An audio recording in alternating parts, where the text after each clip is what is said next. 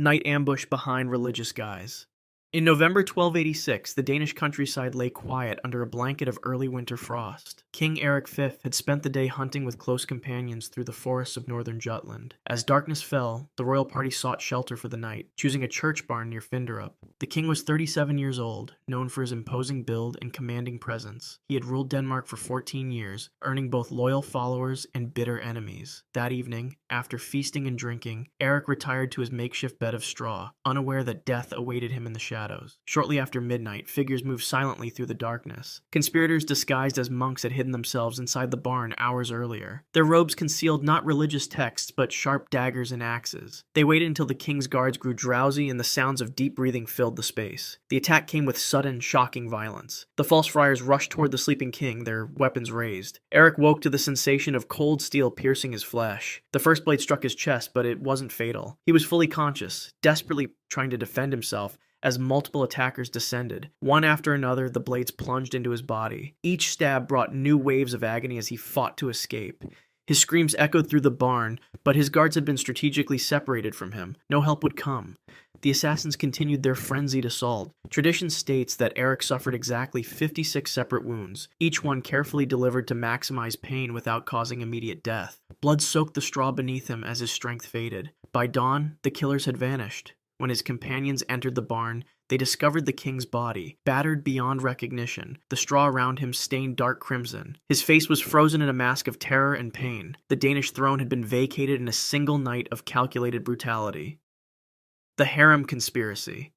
In 1155 BCE, Egypt was ruled by Ramesses III, a pharaoh at the height of his power. He had defeated foreign invaders, built massive monuments, and established decades of prosperity. At 65, he was still vigorous, expected to rule for many more years. But within the walls of his own palace, a deadly plot was forming. The conspiracy centered around Tia, one of the pharaoh's wives, and her son Pentawere. They were not the primary royal family. Tia's son had been passed over for succession. Driven by ambition and resentment, they recruited palace officials, guards, and even practitioners of magic to help them assassinate the pharaoh. On a day when Ramesses was scheduled to attend a religious ceremony at the harem quarters, the conspirators waited. As he turned a corner in the palace corridor, they struck. The initial attack came from behind, swift and unexpected. Guards who were part of the plot blocked any escape route. The pharaoh fought back. A toe on his right foot was completely severed in the struggle. The bone hacked through, cleanly with a bronze blade. As he collapsed, one of the assassins, likely a trusted bodyguard, approached with a sharp copper dagger. In a single decisive movement, he slashed the pharaoh's throat. The cut was precise and deep. It severed the trachea completely and cut through both carotid arteries and jugular veins. Blood sprayed across the polished stone floor as Ramesses clutched at his neck. He was still conscious, feeling the warm rush of blood between his fingers as he tried desperately to stem the flow. Within seconds, the pharaoh's strength began to fade. His lungs filled not with air, but with his own blood. His body convulsed as oxygen deprivation set in. In less than 2 minutes, the most powerful man in the ancient world lay dead in a spreading pool of royal blood. The conspirators had succeeded, but their victory was short-lived. Every participant in the plot was captured, tried, and executed within weeks. The Queen with no sword. On May 19, 1536, dawn broke over the Tower of London with an unusual silence. Inside, Anne Boleyn prepared for her final moments. Just 3 years earlier, she had been crowned Queen of England after Henry VIII broke with Rome to marry her. Now, at 35, she faced execution on charges of adultery, incest, and treason, accusations fabricated by those who wanted her removed. Anne had spent her last night in prayer. She knew there would be no reprieve. The executioner had been specially imported from Calais, an expert swordsman rather than the usual axeman used for traitors. It was Henry's final gift to the woman he had once pursued relentlessly, a swift, clean death. By 8 o'clock, a crowd of around 1,000 spectators had gathered on Tower Green. Guards escorted Anne from her chambers. She wore a dark gray damask gown trimmed with fur and a crimson kirtle underneath, the color of martyrdom. Her face showed remarkable composure. When she reached the low wooden scaffold, Anne addressed the crowd briefly. She praised the king and accepted her fate, but maintained her innocence. The spectators watched in uncomfortable silence. Unlike most condemned prisoners, she showed no fear. Anne removed her headdress and tucked her dark hair under a simple white cap to expose her neck fully. The executioner, following tradition, asked her forgiveness, which she granted. Then came an unusual moment that unsettled witnesses. The swordsman had an assistant distract Anne by pointing to something in the distance while he reached for his sword. She knelt upright, repeating quietly, "To Jesus Christ I commend my soul. Lord Jesus, receive my soul." The sword was razor-sharp and wielded with expert precision. It severed her head completely with a single horizontal stroke, so quick that many in the crowd didn't immediately realize it had happened. Blood gushed onto the straw-covered platform. Most disturbing to witnesses was what happened next. Anne's lips continued to move for several seconds after decapitation, as though still forming her final prayer. Her eyes opened and closed once before becoming still. 3 blows to silence a queen. On February 8, 1587, the Great Hall of Fotheringhay Castle was prepared for an execution. Mary Stuart, former Queen of Scots, had spent 19 years in English captivity, accused of plotting against her cousin, Queen Elizabeth I. At 44, she had survived decades of political intrigue, but her final hour had arrived. Mary entered the hall at 8 o'clock in the morning, walking with difficulty due to severe rheumatism. Despite her pain, she carried herself with regal dignity. She wore a crimson-brown dress, the liturgical color of martyrdom, with a black veil that fell to her shoulders. Around her neck hung a crucifix and an Agnus Dei. 200 spectators watched in silence as she climbed the steps to the scaffold, which was draped in the black cloth. She refused help from the executioners, declaring, "I thank you, but I am not accustomed to undressing before so many people, nor to having such attendance." With steady hands, she removed her veil, her gown, and finally her bodice, revealing a crimson petticoat. The entire room could see she wore the color of Catholic martyrdom from head to toe. Her ladies-in-waiting sobbed as they blindfolded her with a white cloth. Mary knelt at the low oak block. Her last words were clear. "In manus tuas, Domine, commendo spiritum meum. Into thy hands, O Lord, I commend my spirit." The executioner raised his axe and swung. The first blow missed its mark, striking the back of her head instead of her neck. Mary made no sound, but witnesses saw her lips moving in prayer. The second blow cut through most of her neck but left a small piece of sinew. The executioner had to saw through it with the third stroke before her head was completely severed. When the executioner lifted her head and proclaimed, "God save the Queen," the gruesome reality became apparent. The auburn hair in his hand was a wig. Mary's actual hair was short and completely gray, falling away onto the scaffold. More shocking still, her small dog emerged from beneath her petticoats where it had hidden throughout the ordeal. It positioned itself between her separated head and body, whimpering and refusing to leave, becoming soaked in the pool of royal blood. Tsar Nicholas II and the Romanovs.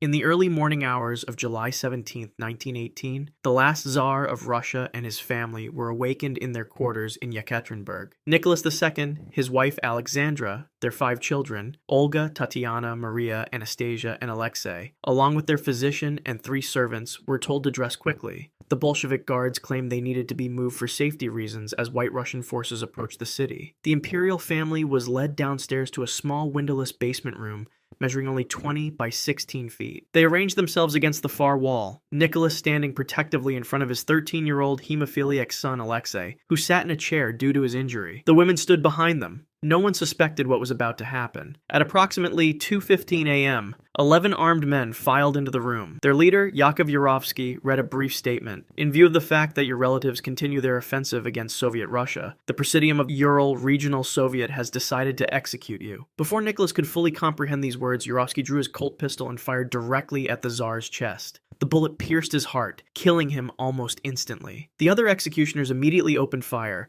creating a deafening roar in the confined space. Thick gun smoke quickly filled the room, making it difficult to see. What happened next defied the killer's expectations. Despite multiple gunshot wounds, the Tsarina and her daughters didn't die immediately. Unknown to the executioners, the women had sewn jewels and diamonds into their corsets, creating a partial bulletproof vest. As the smoke cleared, the horrified gunmen discovered some of their victims still moaning and moving. The executioners drew bayonets and began stabbing the survivors repeatedly. The youngest daughter, 17-year-old Anastasia, screamed and tried to crawl toward the door. She was caught and bayoneted multiple times in her chest. Alexei, still breathing despite several gunshot wounds, received a final pistol shot to the head.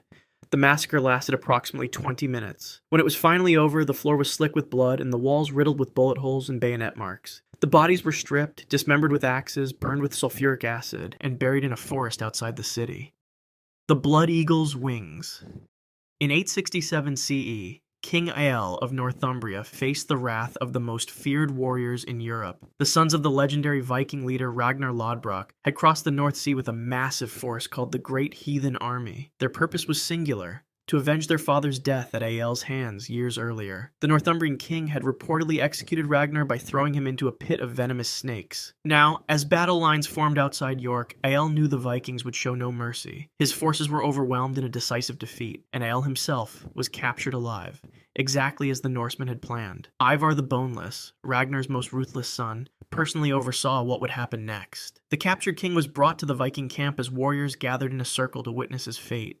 Ael's hands and feet were bound tightly with rawhide that would shrink as it dried, cutting into his flesh. The ritual began at dawn. Two warriors held Ael face down on a wooden table as Ivar approached with a sharp knife. With practiced precision, he made a deep incision along the king's spine. Blood flowed immediately, but this was only the beginning of the torment. Using the tip of his blade, Ivar separated the skin and muscle from Ael's back, exposing the ribs. The king was still fully conscious, his screams echoing across the camp. No mercy was shown. No quick death granted. This was the ritual known as the Blood Eagle, the most feared execution in the Viking world. With specialized bone tools, Ivar and his brothers carefully broke each rib at the spine, then pulled them outward one by one, splaying them like wings. The sound of cracking bone punctuated Ael's weakening cries. Salt was rubbed into the wound, intensifying the agony to unimaginable levels. In the final phase of the ritual, they reached inside the still-living king's body cavity and pulled out his lungs, drawing them through the wounds and draping them over the extended ribs.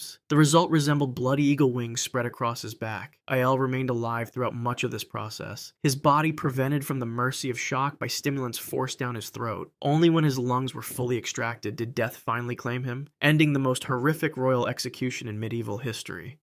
The 9-Day Queen's trembling hands. On February 12, 1554, a slight figure walked across the green within the Tower of London toward a low wooden scaffold. Lady Jane Grey was just 16 years old and had reigned as Queen of England for merely 9 days the previous July before being deposed and imprisoned. Her crime was not of her own making. She had been placed on the throne through the machinations of powerful men, including her father-in-law. The teenager had spent her last night in prayer, knowing her youth would not save her. Mary Tudor, the rightful queen by bloodline, had initially shown mercy, but a rebellion, led by Jane's father, sealed her fate. As dawn broke, she understood she would never see another sunset. Jane walked to her execution with remarkable composure. She wore a simple black dress, her light brown hair tucked beneath a cap.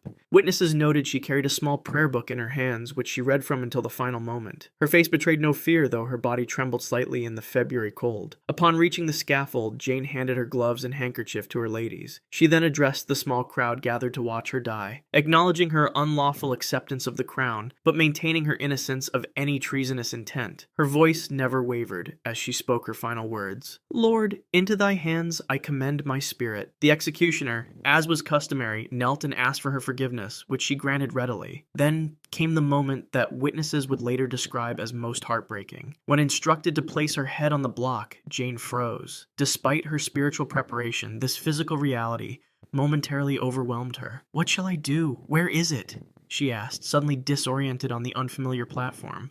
Her eyes, now blindfolded with a cloth, could not guide her. Her hands reached out, groping blindly in the air, finding nothing. For terrifying seconds, she panicked, turning her head frantically. "Where is it? What shall I do?" she repeated. The executioner gently took her trembling hands and guided them to the wooden block. Once she felt its shape, Jane regained her composure, positioning herself correctly. She stretched her neck across the oak surface and uttered her final words. "Lord, into thy hands I commend my spirit." The axe fell in a single clean stroke. The head of the youngest English monarch in history rolled into the straw, her lips still moving in silent prayer for several seconds afterward. Betrayed at the banquet. In 1130, Norway's most powerful monarch was feasting in the Great Hall at Hustad. King Sigurd, known as the Crusader, had earned his reputation by leading Norwegian forces to Jerusalem 2 decades earlier, the first European king to personally undertake such a journey. At 40 years old, he still maintained the physical strength that had made him legendary in battle, but his mind had grown increasingly unstable. The hall was filled with the kingdom's elite, jarls, landowners, and warriors who had pledged loyalty to Sigurd's banner. Massive oak tables groaned under platters of meat and horns of mead. The king sat at the head table, seemingly in good spirits as he drank deeply and called for songs celebrating his victories. What Sigurd didn't realize was that many of these men had already chosen to support his son Magnus in a bid for power. They had planned this feast meticulously, selecting the perfect moment to strike. As the night progressed, they ensured Sigurd's cup was never empty, waiting for the heavy mead to dull his legendary reflexes. Near midnight, when the king was deep in his cups, a subtle signal passed between the conspirators. One moment, Sigurd was laughing at a skald's poem. The next, his closest advisors rose from their seats with daggers drawn. The first blade struck him in the side, slipping between his ribs with practiced precision. Sigurd roared in shock and pain, surging to his feet with such force that the heavy wooden table overturned. Goblets and platters crashed to the floor as he reached for his absent sword. In that moment of confusion, 3 more daggers found their mark, one in his back, another in his shoulder, a third in his abdomen. Despite his wounds, the king fought back with bare hands, breaking the jaw of one attacker with a single punch. But more conspirators closed in. A blade sliced across his throat, sending a spray of royal blood across the table. Another pierced his chest, puncturing his lung. Sigurd collapsed across the feast table, gasping for breath as his blood pooled among spilled mead and scattered food. His fingers still clutched at a dagger handle protruding from his chest. His eyes locked on the faces of men who had knelt before him that very morning. "Oath-breakers," he managed to whisper through bloodied lips. These were his final words before the light faded from his eyes. His body sprawled across the very table where he had just toasted to his kingdom's prosperity.